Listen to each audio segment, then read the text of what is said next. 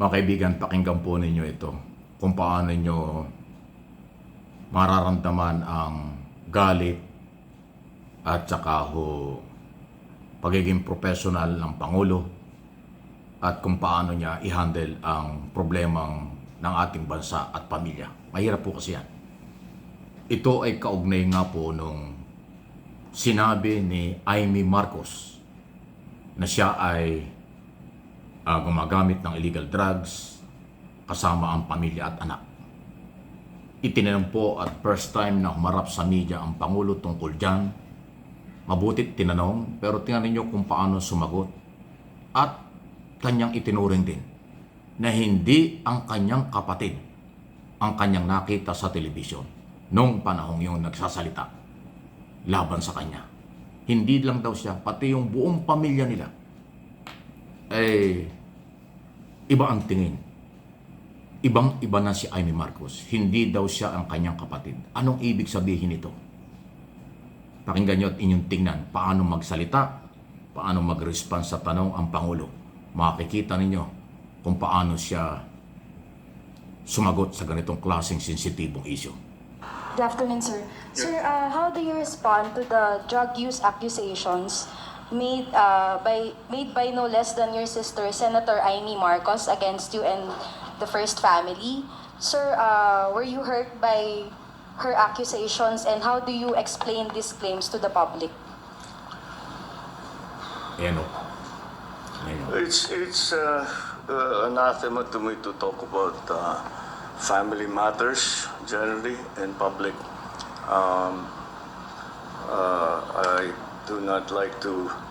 We do not like to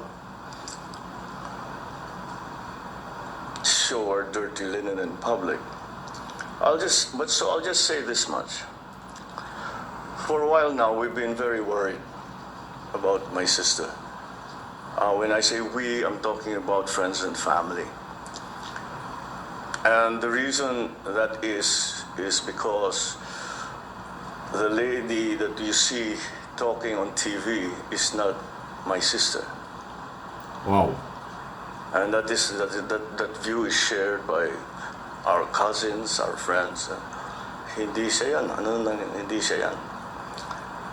So that's why we worry. So we are very worried about her. I hope she feels better soon. Sir, quick follow-up lang po. Nagkausap na po ba kayo, sir? Or do you intend to talk to your sister? We don't really, we no longer travel in the same circles, political or otherwise. So no.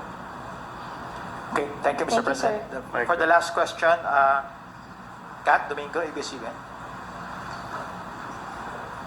Grabe, ano? Good afternoon, Mr. President. Sir, we understand that you earlier mentioned that you do not want to... Ano, so, nag-commercial lang no? Pero ang tindi, ano? Yan ang, he is not my sister. Hindi yan yung aking kapatid. Kahit daw yung kanyang mga kaibigan, kamag-anak, yan din ang tingin nung oras na yon. Ang tindi, no? Wow. Bakit nagkaganon si Amy? Sa akin pong tingin or opinion, Amy, tanong lang ito, Senator Amy Marcos. Nahawa ka ba? Or nagpahawa ka sa style ng mga Duterte? Dahil public knowledge naman, malapit ka sa mga Duterte. Kaibigan mo mga Duterte. At alam din ng tao, public knowledge din kung paano ang ugali, attitude, paano magsalita ang mga Duterte family sa harap ng telebisyon at sa harap ng publiko, sa rally, press conference, sa telebisyon o kung saan man sa matagal ng panahon. Iba ang style nila kung magsalita. Nahawa ka ba? O nagpahawa ka? Tanong lang ito kasi yung iyong pamilya, ang Marcos family at mga kaibigan ng inyong pamilya, hindi daw ikaw yun. Hindi yung kilala nila at kapatid niyang Amy Marcos ang kanilang nakita sa telebisyon nung ikaw ay nagsasalita sa Luneta, sa rally ng INC. Tama pala yung ginawa ng INC. Pinutol yung 3 araw na rally. Kasi nga, wala mang public pronouncement o admission ang INC, ang speculation at tingin ng mamamayan at tingin ko na rin, kaya pinutol yung rally.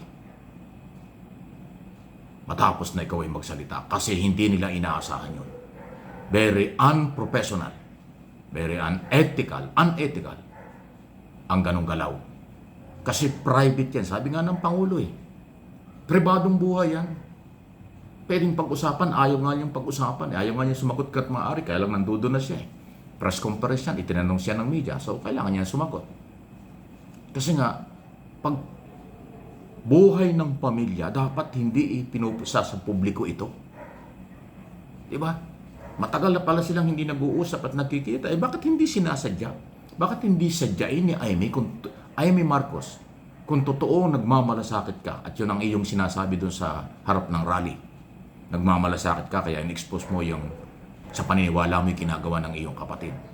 Kung tunay ka nagmamalasakit, bakit hindi mo pinuntahan sa Malacanang?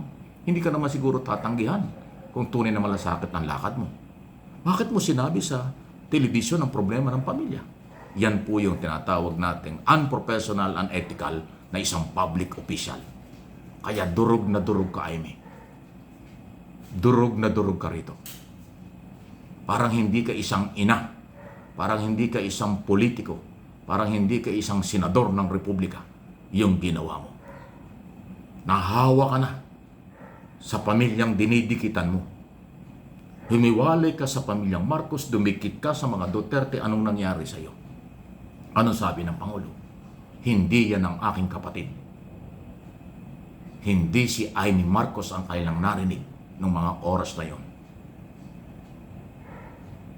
Is not my sister talking in television.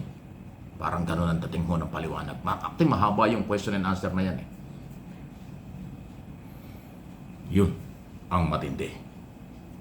Tapos ang sagot ni Amy no isang araw, nung kinabukasan, kahapon lang, lumabas yung isong yan. Bongbong! Ako ito! Ading! Sana mali ako. Yan pa yung reaksyon niya. Oh my God. Anong klaseng Amy Marcos ito? Anong klaseng senador ito? Kaya sabi ni Sandro Marcos, tita ko siya, nire-respeto ko siya. Pero hindi yan salita ng tunay na kapatid. Wow! Buti nga, ganun lang po ang mga sagot Pero nakita nyo, nakaganon pa yung Pangulo, nakalokot na ganyan. Pilit siyang magpaliwanag, pero napilitang magsalita dahil sa harap ng publiko. Ang tanong ng media ay kung paano sagutin at harapin in public itong tanong na ito at reaksyon tungkol sa banat nito si Amy. So, issue lang po ito. Tayo ay naghahatid lang ng mga nangyayari at nagbibigay ng opinion. Kayong nakikinig, followers, subscribers ng aking channel. Kayo po ay mas matalino kaysa akin. May karapatan kayo. Ano ang inyong pananaw dito sa isyong ito? Sa akin pong observation, napaka-professional lang sagot ng Pangulo. Pero napakasakit din niya sa kanyang pamilya dahil pamilya siya. So, ang sinasabi niyang hindi si Amy na kanyang kapatid yung nagsasalita, ibig sabihin, iba na ngayon si Amy. Nahawa na ng kasamaan. Nahawa na ng pagkakamali. Nahawa na ng kung anong sektor. Hindi na dugong Marcos. Hindi na Marcos style. Hindi na ugali ng mga Marcos si Amy. Ganun ang dating. In other words, hindi totoo. In other words, fake. In other words, hindi kayang patunayan ni Amy ang kanyang sinasabi dahil hindi siya yung Amy kilala ng pamilyang Marcos. Paninira lang, parang ganon. Any comment? Malaya kayo.